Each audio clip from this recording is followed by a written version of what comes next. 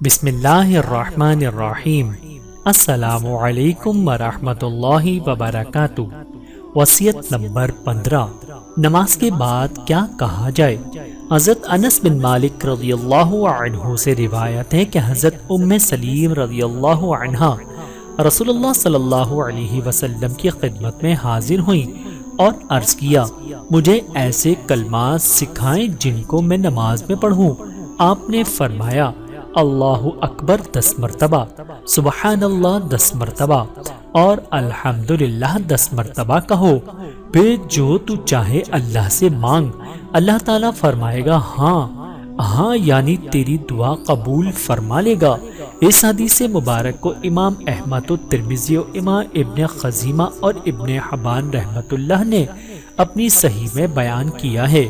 فائدہ، اس حدیث مبارک میں 10 مرتبہ تسبیحات کہنے کا بیان ہے۔ دوسری حدیث پاک میں 33 مرتبہ تسبیحات کہنے کا بیان ہے اور آخر میں 100 کی تعداد پورا کرتے ہوئے چوتھا کلمہ پڑھنا ہے۔ اگر کبھی وقت کم ہو تو 10 مرتبہ ضرور پڑھو، ورنہ 33 مرتبہ پڑھ کر زیادہ نیکیاں حاصل کریں۔ مسلم شریف کی ایک حدیث مبارکہ ملاحظہ فرمائیں۔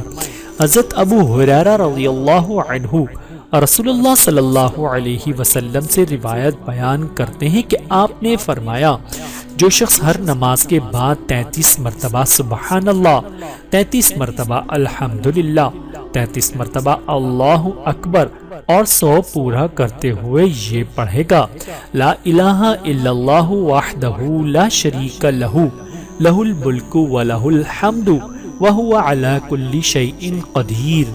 اللہ کے سوا کوئی معبود نہیں، وہ اکیلا ہے، اس کا کوئی شریک نہیں، اسی کی بادشاہی ہے اور اسی کی تمام تعریفیں ہیں اور وہ ہر چیز پر قادر ہے، تو اس کے گناہ معاف کر دیے جائیں گے، چاہے سمندر کے جھاگ کے برابر ہوں۔ اللہ تعالیٰ سے دعا ہے کہ اللہ تعالیٰ ہم سب کو سمجھنے کی اور عمل کرنے کی توفیق عطا فرمائے۔ آمین ثم آمین۔